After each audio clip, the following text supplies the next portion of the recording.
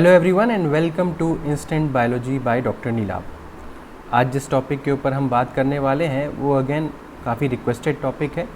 बहुत सारे स्टूडेंट्स ने रिक्वेस्ट किया है कि हमें इम्पॉर्टेंट टॉपिक्स बता दीजिए, अलग अलग चैप्टर वाइज या अलग अलग यूनिट वाइज हमें इम्पॉर्टेंट टॉपिक्स बता दीजिए। तो ये उसी के लिए मैं एक लेक्चर सीरीज़ तैयार करने जा रहा हूँ, जहाँ पे आज जो हम लोग फर्स्ट लेक्चर में बात करने वाले हैं that would be on biochemistry. आज हम लोग बायोकेमिस्ट्री के जो इम्पॉर्टेंट टॉपिक्स हैं वो बताने जा रहा हूँ। तो biochemistry one of the widest units है, one of the widest portions है आपके गेट 2023 का। इसमें से अगर हम स्मार्ट स्टडी करना चाहें या अगर आपको लगता है कि हम एग्ज़ामिनेशन से पहले अपना पूरा कोर्स ख़त्म नहीं कर पाएंगे, तो उस केस में बायोकेमिस्ट्री में कौन कौन से टॉपिक्स या उनका वेटेज क्या है, अगर मैं इस बेसिस पे बात करूं, तो इसी चीज़ को बताने के लिए आज का ये लेक्चर है। और इसी तरीके के हम आगे फ्यूचर में लेक्चर्स बनाने वाले हैं, मॉलिक्यूलर बायोलॉजी, माइक्रोबायोलॉजी, इसके अलावा आरडीटी, इसके अलावा bio process, animal plant biotechnology, microbial biotechnology, immunology, इन सब में क्या क्या वेटेज है और आपको कौन कौन से टॉपिक्स मस्ट हैं जो पढ़ के जाने चाहिए, जहाँ से पास्ट में क्वेश्चंस आए हैं और इन फ्यूचर भी आने के संभावना है, आने के चांसेस हैं। तो चलिए बिना देर किए हुए शुरू करते हैं कि बायोकेमिस्ट्री के अंदर कौन कौन से टॉपिक्स जो हैं वो मस्ट हैं, जो आपको पढ़ने चाहिए। देखिए, बायोकेमिस्ट्री में अभी आपको जो एक्चुअल में जो सिलेबस है वो भी दिखा दूंगा, बट फ़िलहाल के लिए हमें क्या क्या चीज़ों का ध्यान रखना चाहिए। देखिए, बायोकेमिस्ट्री में एक पोर्शन है आपका बायोमॉलिक्यूल्स का, ठीक है, एक पोर्शन है आपका बायोमॉलिक्यूल्स का।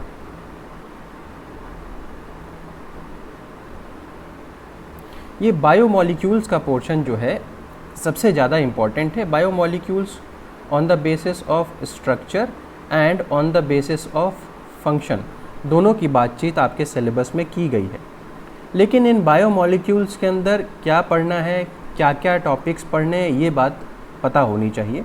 तो अगर मैं इसमें वेटेज की बात है कि बायोमॉलिक्यूल्स बहुत सारे हैं, आपके एंजाइम्स हैं, प्रोटीन्स हैं, फिर कार्बोहाइड्रेट्स हैं, विटामिन्स हैं, लिपिड्स हैं, इन सब में हमें किन चीज़ों को बहुत ध्यान देना चाहिए एग्ज़ाम के लिए, वो चीज़ देखनी ज़रूरी है। तो सबसे पहले जिस चीज़ को अगर मैं पढ़ने की कोशिश करता, तो इसमें सबसे पहला जो पोर्शन मैं पढ़ता ये होता मेरा एंजाइम्स। एंजाइम्स का पोर्शन मैं सब में पहले टारगेट करता, ठीक है। अब एंजाइम्स में भी आपकी बहुत सारी चीज़ें आती हैं, जैसे कि अगर मैं एंजाइम्स की बात करूं, तो एंजाइम्स आपके एक तो माइकलिस मेंटन एंजाइम होते हैं, एमएम एंजाइम्स, दूसरे होते हैं एलोस्टेरिक एंजाइम्स। तो इनके ऊपर कई दफ़ा क्वेश्चंस आ चुके हैं, एमएम एंजाइम्स और एलोस्टेरिक एंजाइम्स में क्या अंतर होता है, ऑन द बेसिस ऑफ किस किस चीज़ के आप डिफरेंशिएट कर सकते हैं, किस तरीके का आपको ग्राफ मिलता है। हाँ बिल्कुल, ग्राफ के बारे में तो ज़रूर पता होना चाहिए, ग्राफ का क्या बेसिस है, किस तरीके से ग्राफ बनता है। और ये वाला जो फॉर्मूला है, इसके ऊपर questions v = v max × s upon Km+s, ये वाला जो फॉर्मूला है, इसके ऊपर क्वेश्चंस कई बार आते हैं। इसके अलावा आपके क्या क्या एजम्पशंस हैं, क्या क्या एजम्पशंस हैं, एजम्पशंस इन एज इन कि एमएम इक्वेशन तक पहुंचने के लिए हमारे पास क्या क्या एजम्पशंस है, जैसे सबस्ट्रेट कंसंट्रेशन जो है वो एंजाइम कंसंट्रेशन से कहीं ज़्यादा होना चाहिए, ठीक है। और इसमें से जो आपको पता होगा कि enzyme plus substrate gives off enzyme substrate complex, और ये रिएक्शन पीछे भी जा सकती है। और ये एंजाइम प्लस प्रोडक्ट, ये जो K2 है और ये K1 है और ये K-1 है, इसके बारे में आपको जानकारी होगी। तो इनके बीच में क्या रिलेशन है, K1 K-1 K2, K1 K-1 and K2, इनके बीच में क्या रिलेशनशिप है, ये पता होना चाहिए। एक और इम्पॉर्टेंट बात है कि एंजाइम में और कौन कौन सी चीज़ें हैं जो कि पैरामीटर्स हैं, इम्पॉर्टेंट पैरामीटर्स हैं। अब पैरामीटर्स में क्या क्या आ जाता है, जैसे कि Km है, Kcat है, वी मैक्स है, आपकी स्पेसिफिक एफिशिएंसी है एंजाइम की, वो सारी चीज़ें, वहाँ से आपके न्यूमेरिकल्स आ सकते हैं। ठीक है, तो मेरा ऐसा प्रेडिक्शन है, क्योंकि आईआईटी कानपुर इस बार कंडक्ट करवा रहा है, तो न्यूमेरिकल्स आएंगे, और न्यूमेरिकल्स जो हैं वो प्रोटीन बायोलॉजी से आने की संभावना है। KM, KCAT, Vmax वगैरह ये है आपका स्पेसिफिक एफिशिएंसी वगैरह मैंने बता दिया, स्पेसिफिसिटी यहाँ पे लिख भी देता हूँ, स्पेसिफिसिटी, ये सारी बातें यहाँ पे हैं। इसके अलावा आपने देखा होगा एक बार गेट के एग्ज़ाम में कैटल के बारे में भी पूछा गया है, कैटल पूछा था तो यूनिट्स भी पूछा जा सकता है। ठीक है, इसके अलावा आपको पता है KM और एफिनिटी के बीच में क्या रिलेशनशिप होता है, KM बढ़ता है तो एफिनिटी घटती है, इस तरीके के कुछ कॉन्सेप्ट्स के ऊपर क्वेश्चन आ सकता है। डिफरेंट टाइप्स ऑफ एंजाइम्स जो हैं, यहाँ पे छोटे छोटे क्वेश्चंस मिल सकते हैं आपको।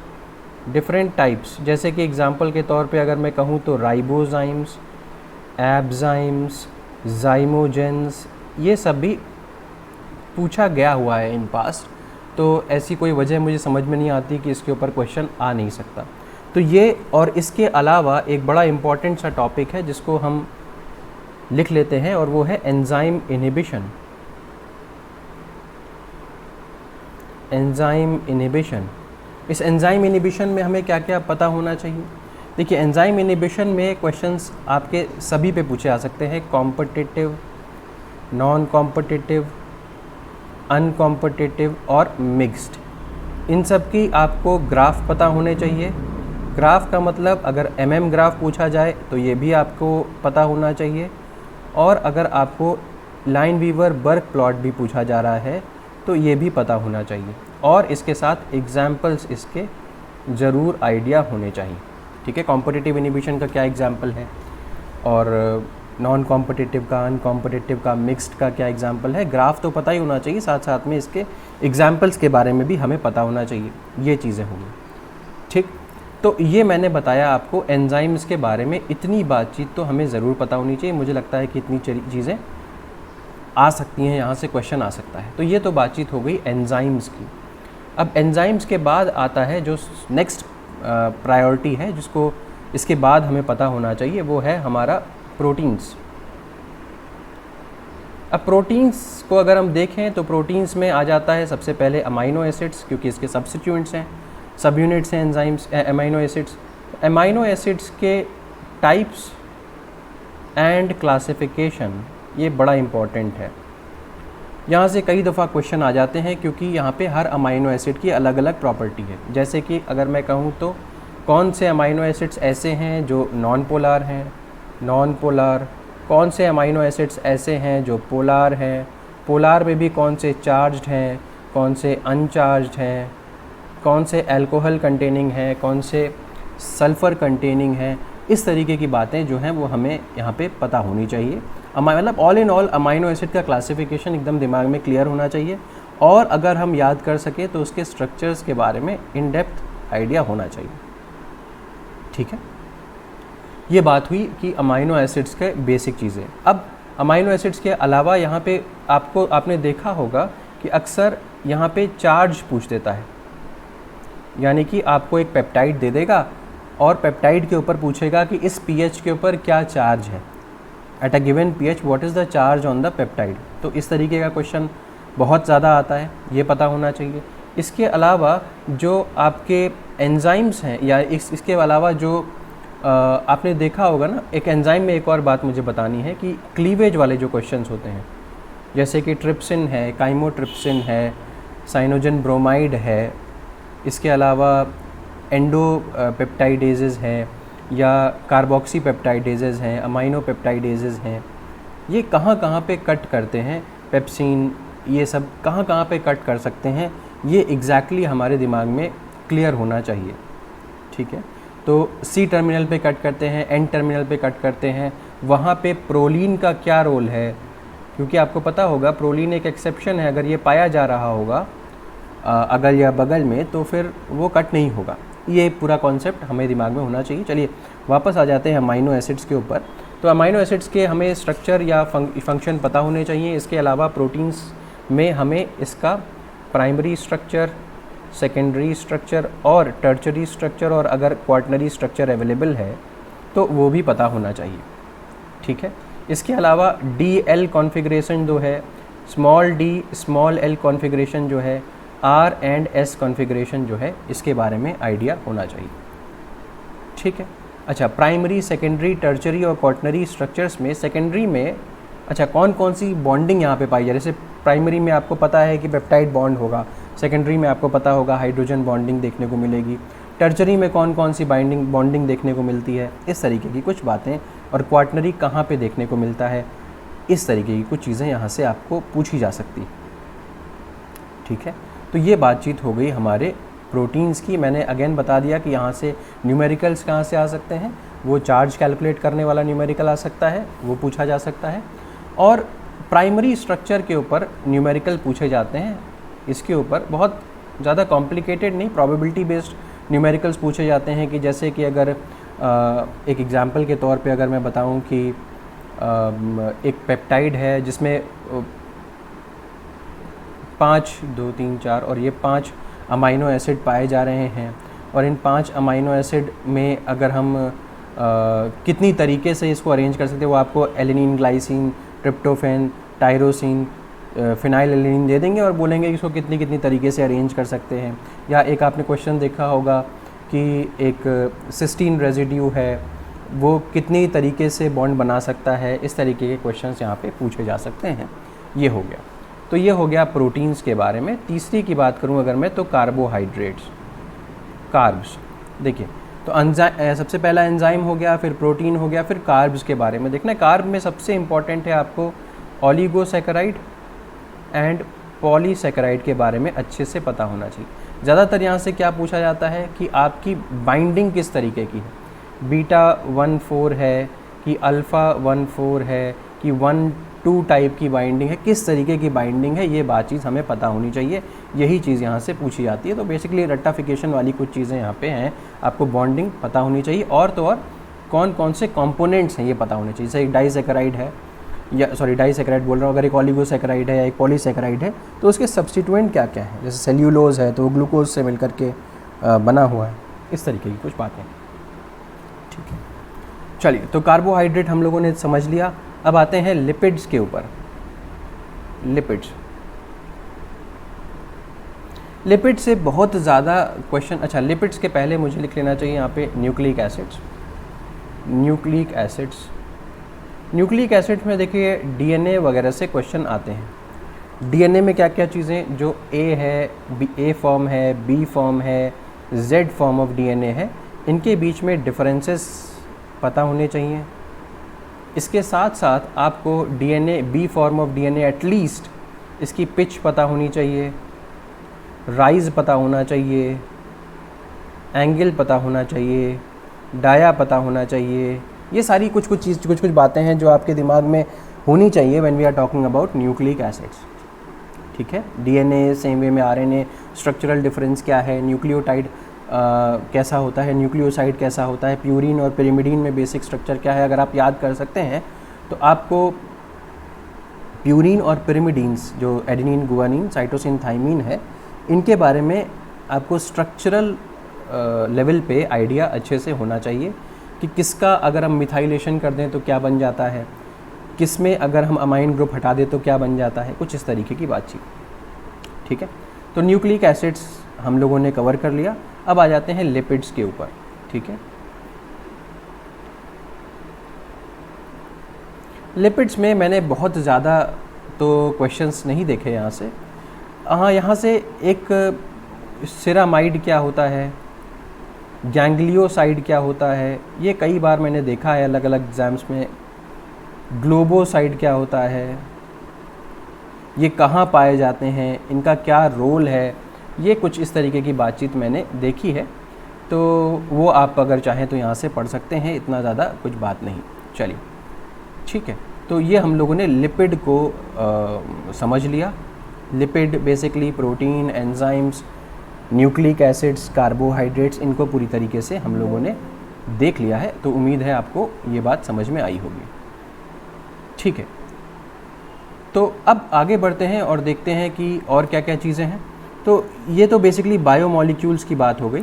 अब आपने देखा होगा कि मेटाबॉलिज्म भी यहाँ पे एक पोर्शन है। देखिए मेटाबॉलिज्म, और मेटाबॉलिज्म हमको अगर सिलेबस में देखें तो हमें कार्ब्स का भी देखना है, हमें अमाइनो एसिड्स का भी देखना है, हमें न्यूक्लिक एसिड्स का भी देखना है, हमें लिपिड्स का भी देखना है। देखिए कार्ब्स में ज़्यादातर आप इसको यहाँ पे रेस्पिरेशन में पढ़ लेते हैं। क्यों रेस्पिरेशन में पढ़ेंगे? क्योंकि आपने ग्लाइकोलाइसिस, क्रेब्स साइकिल तो वहाँ पे देख ही ली और इलेक्ट्रॉन ट्रांसपोर्ट चेन वहाँ पे देख लिया, पढ़ लिया। तो उसमें ग्लाइकोलाइसिस, क्रेब्स साइकिल वगैरह का साइकिल जो है वो आप देख चुके हैं। बचता क्या है? ग्लूकोनियोजेनेसिस, ग्लाइकोजेनेसिस, ग्लाइकोजिनोलाइसिस, इस तरीके की कुछ चीज़ें बचती हैं। तो हाँ, कार्बोहाइड्रेट का मेटाबॉलिज्म कुछ हद तक इम्पॉर्टेंट हम कह सकते हैं। लिपिड्स में बीटा ऑक्सीडेशन अक्सर पूछा जाता है, यानी कि लिपिड का ब्रेकडाउन आप किस तरीके से करेंगे, ये क्वेश्चन यहाँ से पूछा जा सकता है। ठीक है, ये बातचीत है। अमाइनो एसिड और अमाइनो एसिड में बेसिकली डी एमिनेशन क्या होता है, ट्रांस एमिनेशन क्या होता है, डी एमिनेशन, ट्रांस एमिनेशन, ये कुछ इस तरीके की बातचीत आपका इसमें देखने को मिलता है, तो ये ध्यान दीजिएगा। इसके अलावा अगर हम रेस्पिरेशन देख ही लिया, मैंने आपको बता दिया, इसके बाद में फोटोसिंथेसिस, फोटोसिंथेसिस। देखिए फोटोसिंथेसिस में जो मैंने क्वेश्चंस बहुत ज़्यादा नहीं देखे हैं, आपको एक बेसिक आइडिया होना चाहिए C3 साइकिल क्या होती है, C2 साइकिल क्या होती है और C4 साइकिल क्या होती है। ठीक है, इसके बारे में आपको पता होना चाहिए। कौन से प्लांट्स जो हैं वो हाई टेम्परेचर पे सरवाइव कर सकते हैं। ठीक है, दूसरी चीज़ की C2 साइकिल में फोटो रेस्पिरेशन जैसे आपको पता होगा क्या होता है, कौन से ऑर्गेनील के अंदर पाया जाता है। C3 साइकिल का जैसे आपने देखा होगा ना कि C4 साइकिल में क्या होता है कि दो चीज़ें आपको देख रहे, bundle sheath cells, mesophyll cells, इस तरीके की कुछ बातचीत देखी होगी। ठीक है, फिर कैम पाथवे क्या होता है, ये सारी बातें जो है इस लेवल पे हमें आइडिया होना चाहिए, क्योंकि ज़्यादातर जो क्वेश्चंस देखे जाते हैं वो यहाँ पे डिफरेंस के बेसिस पे देखे जाते हैं। और कौन सी शुगर, यानी कि जैसे C3 साइकिल की बात करें तो C3 साइकिल में कार्बन डाइऑक्साइड एक्सेप्टर कौन होता है, CO2 एक्सेप्टर कौन होगा, ये पता होना चाहिए। और फर्स्ट स्टेबल कंपाउंड कौन सा बनता है, फर्स्ट स्टेबल कंपाउंड कौन सा बनता है। तो ये बिल्कुल C2 को छोड़ करके C3, C4 और कैम वगैरह सब पे ये बात लागू होती है, ये आपको ज़रूर पता होना चाहिए, यहाँ से क्वेश्चंस आते हैं। ठीक है, तो अगर हम मोटे तौर पे देखें तो ये हमने पूरा कार्बोहाइड्रेट का इन एंड आउट चीज़ें जो पूछा जा चुका है, मतलब जितने भी ईयर के क्वेश्चन पेपर्स मेरे पास हैं या मैं पढ़ाता रहता हूँ स्टूडेंट्स को, वो मुझसे पूछते हैं, तो मुझे नज़र आता है कि मैक्सिमम जो है यहीं से आती हैं क्वेश्चंस। अगर मैं आपको दिखा भी देता हूँ गेट का, अगर मैं आपको सिलेबस दिखा दूँ तो आप देख सकते हो ये गेट का सिलेबस है। ठीक है, अगर इस गेट के सिलेबस के ऊपर गौर करो तो हम बायोकेमिस्ट्री अगर देखें तो यहाँ पे आप देख सकते हो कि, एक मिनट, हाँ, यहाँ पे आप देख सकते हो बायोमॉलिक्यूल सबसे ज़्यादा इम्पॉर्टेंट यही है। अब बायोमॉलिक्यूल्स में आप जैसे मैंने बताया carbs, lipids, amino acids, nucleic acids, ये सब तो हो गया, और साथ में ये एंजाइम्स का क्लासिफिकेशन। एंजाइम्स की क्लासिफिकेशन मतलब जैसे आपको पता होना चाहिए कि ऑक्सीडोडाइरेक्टेज, ट्रांसफरेज, आइसोमरेज, लाएज, इस तरीके की बातचीत ये आपको पता होनी चाहिए। और ये MM इक्वेजन मैंने आपको बोला ही, जिस ये काइनेटिक्स के अंदर आया था, एंजाइम काइनेटिक्स के अंदर MM इक्वेजन, एंजाइम इनिबिशन जो इतनी तरीके का है, ये सारी चीज़ें तो यहाँ पे मेंशन्ड ही हैं, इनको आपको गौर करना है। बाकी मैंने बहुत रेयरली देखा है कि आपकी बायोलॉजिकल मेम्ब्रेन्स से यहाँ पे क्वेश्चन आया हो, बायोकेम में क्वेश्चन आया हो, या पंप्स से क्वेश्चन आया हो, या मोटर्स से क्वेश्चन आया हो, या यहाँ से एक्शन पोटेंशियल या ट्रांसपोर्ट प्रोसेस से क्वेश्चन आया हो। तो मैं ये नहीं कह रहा हूँ आप ना पढ़िए, लेकिन इसको कम समय दीजिए तो ज़्यादा बेहतर, क्योंकि ऑलरेडी बायोकेमिस्ट्री में बहुत कुछ है, तो आप इसको कम समय भी दे सकते हैं इन पोर्शंस को जो मैं ब्लू से हाईलाइट किया हूँ। येलो के पोर्शंस इंपॉर्टेंट है, जैसे फोटोसिंथेसिस में सारी चीज़ें नहीं पढ़नी, जो मैंने बताया आप वो पढ़ सकते हो। आपने रेस्पिरेशन में इलेक्ट्रॉन ट्रांसपोर्ट चेन, ग्लाइकोलाइसिस वगैरह आप पढ़ ही रहे होंगे। तो ये कुछ इंपॉर्टेंट बातें थी जो मैं बायोकेमिस्ट्री के बारे में आपसे शेयर करना चाहता था। उम्मीद है आपको पसंद आया होगा। अगर ये लेक्चर पसंद आया हो तो इसे लाइक करिए, मेरे चैनल को सब्सक्राइब करिए, और जुड़े रहिए आगे इस तरीके की इसी लेक्चर सीरीज़ से रिलेटेड और वीडियोज़ के लिए, जिसमें हम माइक्रोबायोलॉजी, इम्यूनोलॉजी से रिलेटेड भी बातचीत करेंगे। Thank you so much and have a good day.